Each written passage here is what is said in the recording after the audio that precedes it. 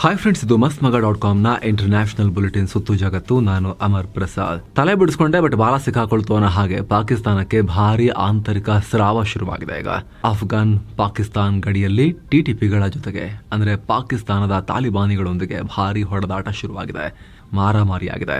ಇದರ ಪರಿಣಾಮ ಕನಿಷ್ಠ 5 ಪಾಕ್ ಸೈನಿಕರು ಮೃತಪಟ್ಟಿದ್ದಾರೆ.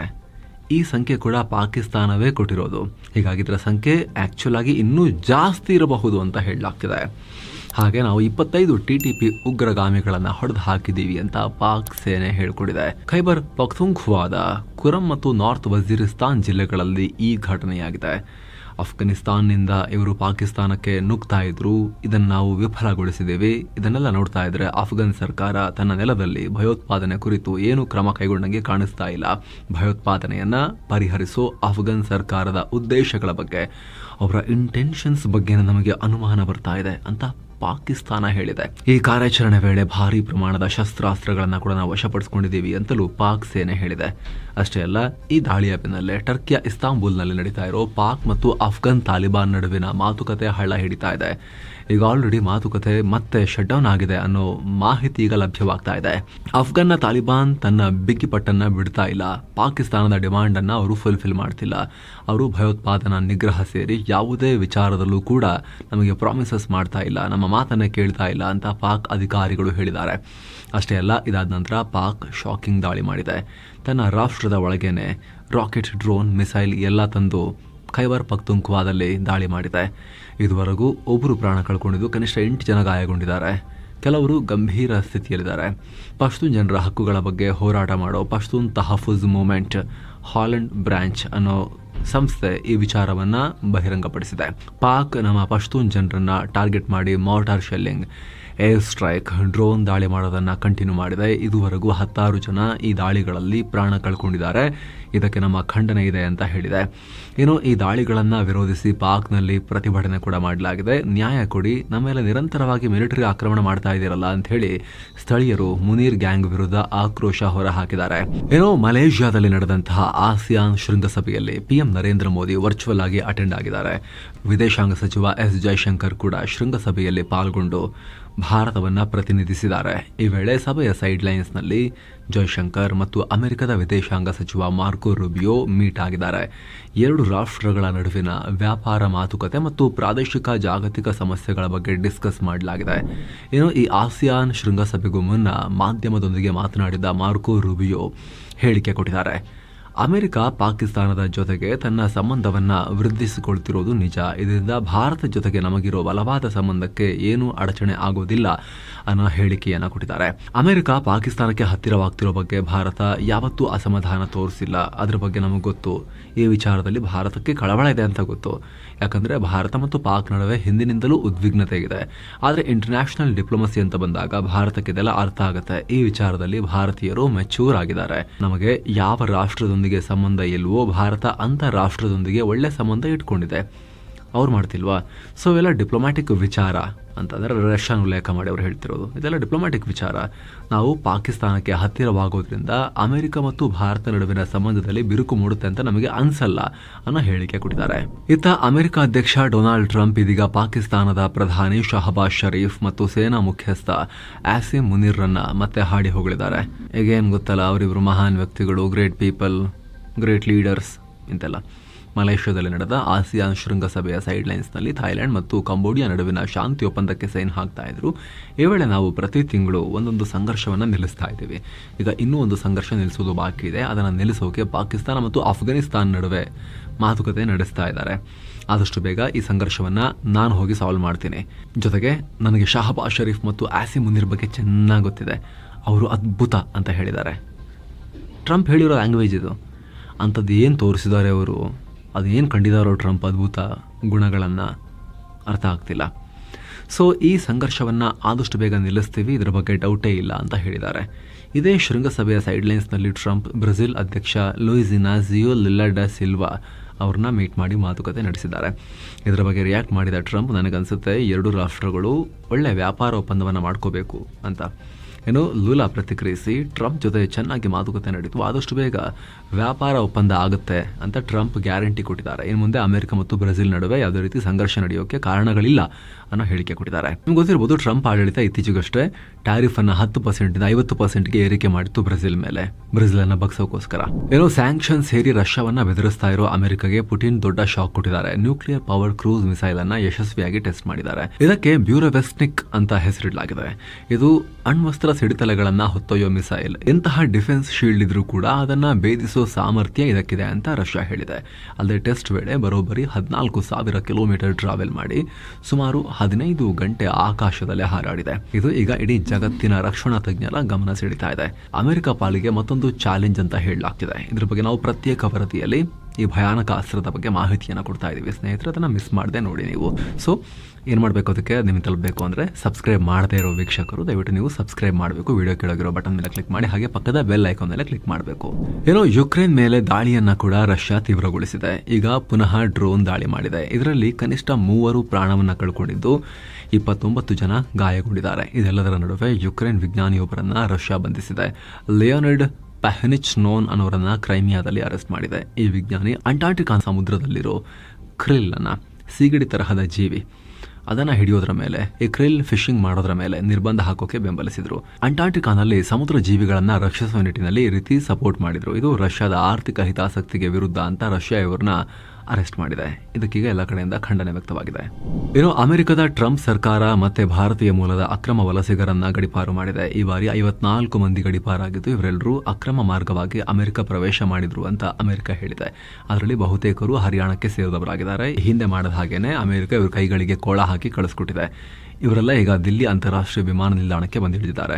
ಈ ಕುರಿತು ಮಾತನಾಡಿದ ಹರಿಯಾಣ ಮೂಲದ ನರೇಶ್ ಕುಮಾರ್, ನಾನು ಭೂಮಿ ಮಾರಿ ಏಜೆಂಟ್ಗೆ 57 ಲಕ್ಷ ಕೊಟ್ಟು ಅಮೆರಿಕಕ್ಕೆ ಹಾರಿದ್ದೆ. ಅಲ್ಲದೆ ನಮ್ಮನ್ನ ಗಡೀಪಾರು ಮಾಡೋ ಮುನ್ನ 14 ತಿಂಗಳು ಜೈಲಿನಲ್ಲೂ ಕೂಡ ಹಾಕಿದ್ರು ಅಂತ ಹೇಳಿದ್ದಾರೆ. ವಿದೇಶಾಂಗ ಇಲಾಖೆಯ ಮಾಹಿತಿ ಪ್ರಕಾರ ಈ ವರ್ಷ 2417 ಭಾರತೀಯರನ್ನ ಅಮೆರಿಕ ಕೋಳ ಹಾಕಿ ಭಾರತಕ್ಕೆ ವಾಪಸ್ ಇಟ್ಟಿದೆ, ಅಕ್ರಮವಾಗಿ ಹೋದವರನ್ನ. ಏನು ಪಾಕಿಸ್ತಾನದ ಹೊಸ ಬ್ರದರ್ ಅಂದ್ರೆ ಬಾಂಗ್ಲಾದ ನೋಬಲ್ ಯೂನಸ್ ತಮ್ಮ ಬ್ರದರ್ ಅನ್ನ ಬರಮಾಡ್ಕೊಂಡಿದ್ದಾರೆ. ಪಾಕ್ ಸೇನೆಯ ಟಾಪ್ ಜನರಲ್ ಶಾಹಿರ್ ಶಮ್ಜಾದ್ ಮಿರ್ಜಾರನ್ನ ಬಾಂಗ್ಲಾಗೆ ಈಗ ವೆಲ್ಕಮ್ ಮಾಡಿದ್ದಾರೆ. 2 ರಾಷ್ಟ್ರಗಳ ನಡುವಿನ ದ್ವಿಪಕ್ಷೀಯ ಸಂಬಂಧ, ವ್ಯಾಪಾರ, ಹೂಡಿಕೆ, ರಕ್ಷಣಾ ಸಹಕಾರ ಎಲ್ಲದ್ರ ಬಗ್ಗೆನೂ ಮಿಲಿಟರಿ ಅವ್ರ ಹತ್ರ ಡಿಸ್ಕಸ್ ಮಾಡ್ತಾರಂತೆ. ರಕ್ಷಣಾ ಸಹಕಾರ ಓಕೆ, ದ್ವಿಪಕ್ಷೀಯ ಸಂಬಂಧ, ವ್ಯಾಪಾರ, ಹೂಡಿಕೆ, ಪಾಕಿಸ್ತಾನದ ಹಣೆಬರ. ಏನೋ ಈ ವೇಳೆ ಯೂನಸ್ ಫೇಕ್ ನ್ಯೂಸ್, ತಪ್ಪು ಮಾಹಿತಿ ಬಗ್ಗೆ ಕಳವಳ ವ್ಯಕ್ತಪಡಿಸಿದ್ದಾರೆ ಅಂತ ಗೊತ್ತಾಗಿದೆ. ಅದ್ರ ಬಗ್ಗೆನೂ ಮಿಲಿಟರಿ ಅವರ ಜೊತೆ ಮಾತುಕತೆ. ಏನೋ ವೆನೆಜುವೆಲಾ ಮತ್ತು ಅಮೆರಿಕ ನಡುವೆ ಉದ್ವಿಗ್ನತೆ ಹೆಚ್ಚಾಗ್ತಿರೋ ನಡುವೆ ಮತ್ತೊಂದು ಬೆಳವಣಿಗೆಯಾಗಿದೆ. ಟ್ರಿನಿಡಾಡ್ ಅಂಡ್ ಟೊಬ್ಯಾಗೊ ಅಂದರೆ ಮೊನ್ನೆ PM ನರೇಂದ್ರ ಮೋದಿ ವಿಸಿಟ್ ಕೊಟ್ಟಿದ್ರಲ್ಲ, ಆ ಕೆರೆಬಿಯನ್ ರಾಷ್ಟ್ರದೊಂದಿಗೆ ಅಮೆರಿಕ ಜಂಟಿ ಸೇನಾ ಅಭ್ಯಾಸ ನಡೆಸಿದೆ. ಇದಕ್ಕೀಗ ವೆನೆಜುವೆಲಾ ಕಿಡಿಕಾರಿದೆ. ಅಮೆರಿಕ ಮತ್ತು ಟ್ರಿನಿಡಾಡ್ ಅಂಡ್ ಟೊಬ್ಯಾಗೊ ಒಟ್ಟು ಸೇರಿಕೊಂಡು ವೆನೆಜುವೆಲಾ ಜೊತೆ ಸೇನಾ ಸಂಘರ್ಷ ನಡೆಸೋಕೆ ಪ್ರಚೋದನೆ ಕೊಡ್ತಾ ಇದ್ದಾರೆ ಅಂತ ಆರೋಪಿಸಿದೆ. ಹಾಗೆ ಕೆಲ ಅಮೆರಿಕನ್ ಸೈನಿಕರು ಒಂದು ಫೇಕ್ ದಾಳಿ ಮಾಡಿ, ಅಂದರೆ ತಮ್ಮ ಮೇಲೆ ತಾವೇ ಅಟ್ಯಾಕ್ ಮಾಡಿಕೊಂಡು ಆ ದಾಳಿ ಹೊಣೆಯನ್ನು ನಮ್ಮ ತಲೆಗೆ ಕಟ್ಟೋಕೆ ನೋಡಿ ಅದನ್ನು ನೆಪವಾಗಿ ಬಳಸ್ಕೊಂಡು ನಮ್ಮ ಮೇಲೆ ದಾಳಿ ಮಾಡೋಕೆ ಪ್ಲಾನ್ ಮಾಡ್ತಿದ್ದಾರೆ ಅಂತ ವೆನೆಜುವೆಲಾ ಆರೋಪ ಮಾಡಿದೆ. ಈ ರೀತಿ ವೆನೆಜುವೆಲಾ ಮುಂದೆ ಆರ್ಭಟಿಸ್ತಾ ಇರೋ ಅಮೆರಿಕ ನೌಕಾಪಡೆಗೆ ಇಂಡೋ ಪ್ಯಾಸಿಫಿಕ್ ಭಾಗದಲ್ಲಿ ಆಘಾತ ಆಗಿದೆ. 2 ಪ್ರತ್ಯೇಕ ಘಟನೆಗಳಲ್ಲಿ ಅಮೆರಿಕದ ನೇವಿ ಹೆಲಿಕಾಪ್ಟರ್ ಒಂದು ಮತ್ತು ಫೈಟರ್ ಜೆಟ್ ಒಂದು ದಕ್ಷಿಣ ಚೀನಾ ಸಮುದ್ರದಲ್ಲಿ ಪತನ ಆಗಿಬಿಟ್ಟಿವೆ. MH-60R ಸಿ ಹಾಕ್ ಹೆಲಿಕಾಪ್ಟರ್ ಮತ್ತು FA-18F super hornet fighter jets ಪತನ ಆಗಿವೆ. ಅಮೆರಿಕ ನೇವಿಯ ಪ್ಯಾಸಿಫಿಕ್ ಫ್ಲೀಟ್ ಈ ಕುರಿತು ಸ್ಟೇಟ್ಮೆಂಟ್ ಕೊಟ್ಟಿದೆ. ರುಟೀನ್ ಕಾರ್ಯಾಚರಣೆ ವೇಳೆ ಈ ರೀತಿ ಪತನ ಆಗಿದೆ. ಘಟನೆಯಲ್ಲಿ ಎಲ್ಲ ಸಿಬ್ಬಂದಿ ಸೇಫ್ ಆಗಿದ್ದಾರೆ ಅಂತ ಹೇಳಿದೆ. ಪತನಕ್ಕೆ ಕಾರಣ ಇನ್ನಷ್ಟೇ ಸ್ಪಷ್ಟವಾಗಬೇಕಾಗಿದೆ, ತನಿಖೆ ನಡೀತಾ ಇದೆ. ಇನ್ನು ಸುಡಾನ್ನಲ್ಲಿ ನಡೀತಾ ಇರೋ ಅಸಹ್ಯ ಕ್ರೂರ ಯುದ್ಧಕ್ಕೆ ಕೊನೆ ಬೀಳುವ ಲಕ್ಷಣ ಕಾಣಿಸ್ತಾ ಇಲ್ಲ. ಇದೀಗ 2 ಸೇನಾ ಪಡೆಗಳ ನಡುವಿನ ಕಾದಾಟಕ್ಕೆ, ಅರೆ ಸೇನಾಪಡೆ ಮತ್ತು ಸೇನೆ ನಡುವಿನ ಯುದ್ಧಕ್ಕೆ ಟ್ವಿಸ್ಟ್ ಸಿಕ್ಕಿದೆ. ಅರೆ ಸೇನಾಪಡೆ ಎಲ್ ಫಾಶೇರ್ ಅನ್ನೋ ದೊಡ್ಡ ಸಿಟಿಯನ್ನ ಕಂಟ್ರೋಲ್ ತಗೊಂಡಿದೆ. ಉಗ್ರ ಸೇನೆ ಅಂದ್ರೆ ಸುಡಾನ್ ಸೇನೆ ಅದರ ಕೈಯಿಂದ ಅಲ್ ಫಶೇರ್ ನಗರವನ್ನ ನಮ್ಮ ಕಂಟ್ರೋಲ್ಗೆ ತಗೊಂಡಿದ್ದೀವಿ ಅಂತ ಅರೆ ಸೇನಾ ಪಡೆಯವರು ಘೋಷಿಸಿದ್ದಾರೆ. ಇದು ಸುಡಾನ್ ಸೇನೆಗೆ ಅತಿ ದೊಡ್ಡ ಹೊಡೆತ ಅಂತ ಪರಿಗಣಿಸಲಾಗ್ತಾ ಇದೆ. ಯಾಕಂದ್ರೆ ಸುಡಾನ್ ಡಾರ್ಫುರ್ ಪ್ರದೇಶದಲ್ಲಿ ಸುಡಾನ್ ಸೇನೆಯ ವಶದಲ್ಲಿದ್ದ ಒಂದೇ ಒಂದು ನಗರ ಅಂದ್ರೆ ಈ ಅಲ್ ಫಶೇರ್ ಆಗಿತ್ತು. ಅದನ್ನೇ ಈಗ ಅರೆ ಸೇನಾ ಪಡೆಯವರು ವಶಪಡಿಸಿಕೊಂಡಿದ್ದಾರೆ. UAE ಮತ್ತು ಸೌದಿ ಅರೇಬಿಯಾ ನಡುವೆ ಸುಡಾನ್ನಲ್ಲಿ ಪ್ರಾಕ್ಸಿ ಯುದ್ಧ. UAE ಒಬ್ರಿಗೆ ಸಪೋರ್ಟು, ಸೌದಿ ಅರೇಬಿಯಾ ಒಬ್ರಿಗೆ ಸಪೋರ್ಟು. ಸುಡಾನ್ನ ಸೇನೆ ಮತ್ತು ಅರೆ ಸೇನಾ ಪಡೆಗಳ ನಡುವಿನ ಈ ಹೊಡೆದಾಟದಲ್ಲಿ ಈಗ UAEಗೆ ಆರಂಭಿಕ ಗೆಲುವು ಸಿಕ್ಕಿರೋ ಲಕ್ಷಣ ಕಾಣಿಸ್ತಾ ತಿಳಿಸ್ತಾ ಇದೆ ಈ ಕಥನದಲ್ಲಿ. ವಿಶ್ವದ 2 ಬಲಿಷ್ಠ ಆರ್ಥಿಕತೆಗಳಾದ ಚೈನಾ ಮತ್ತು ಅಮೆರಿಕ ವ್ಯಾಪಾರ ಉದ್ವಿಗ್ನತೆಯನ್ನ ಕಮ್ಮಿ ಮಾಡಿಕೊಳ್ಳೋಕೆ ಒಪ್ಪಂದ ಮಾಡಿಕೊಂಡಿವೆ. ಅಮೆರಿಕದ ಟ್ರೆಜರಿ ಸೆಕ್ರೆಟರಿ ಸ್ಕಾಟ್ ಬೆಸೆಂಟ್ ಈ ಘೋಷಣೆ ಮಾಡಿದ್ದಾರೆ. ಈ ಮೂಲಕ ಪರಸ್ಪರ ಒಬ್ಬರಿಗೊಬ್ಬರ ಮೇಲೆ ಯಾವುದೇ ಕ್ರಮ ಕೈಗೊಳ್ಳೋದನ್ನು ನಿಲ್ಲಿಸಲಿದ್ದಾರೆ. ಟ್ರಂಪ್ ಮತ್ತು ಜಿನ್ಪಿಂಗ್ ದಕ್ಷಿಣ ಕೊರಿಯಾದಲ್ಲಿ ಭೇಟಿಯಾಗುವ ಮುನ್ನ ಈ ಬೆಳವಣಿಗೆಯಾಗಿದೆ. ಸ್ನೇಹಿತರೆ, ಮಸ್ತ್ ಮಗ ಪ್ರೀಮಿಯಂ ಮೆಂಬರ್ಶಿಪ್ ಶುರುವಾಗಿದೆ. ದಿನಕ್ಕೆ ₹1 ಕಮ್ಮಿ ಪ್ರೈಸ್ ನಲ್ಲಿ ನೀವು ಮೆಂಬರ್ ಆಗಬಹುದು. ಮೆಂಬರ್ಸ್ ಓನ್ಲಿ ಎಕ್ಸ್ಕ್ಲೂಸಿವ್ ವಿಡಿಯೋಸ್ ಮತ್ತು ಲೈವ್ ಇಂಟರಾಕ್ಷನ್ ಅಲ್ಲಿ ಸಿಗುತ್ತೆ. ಆ ವಿಡಿಯೋಸ್ಗೆ ನಮ್ಮ ಚಾನೆಲ್ ಕಡೆಯಿಂದ ಹಾಕೋ ಯಾವುದೇ ಆಡ್ಸ್ ಇರೋದಿಲ್ಲ.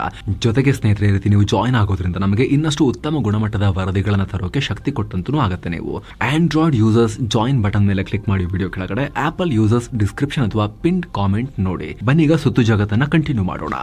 ಇಂಗ್ಲೆಂಡ್ ನಲ್ಲಿ ಭಾರತ ವಿರೋಧಿ ಕೃತ್ಯಗಳು ಹೆಚ್ಚಾಗ್ತಿವೆ. ಈಗ ಭಾರತ ಮೂಲದ 20 ವರ್ಷದ ಯುವತಿ ಮೇಲೆ ಅತ್ಯಾಚಾರ ಎಸಗಲಾಗಿದೆ. ಈ ಘಟನೆ ಇಂಗ್ಲೆಂಡ್ನ ವೆಸ್ಟ್ ಮಿಡ್ಲ್ಯಾಂಡ್ ನಲ್ಲಿ ನಡೆದಿದೆ.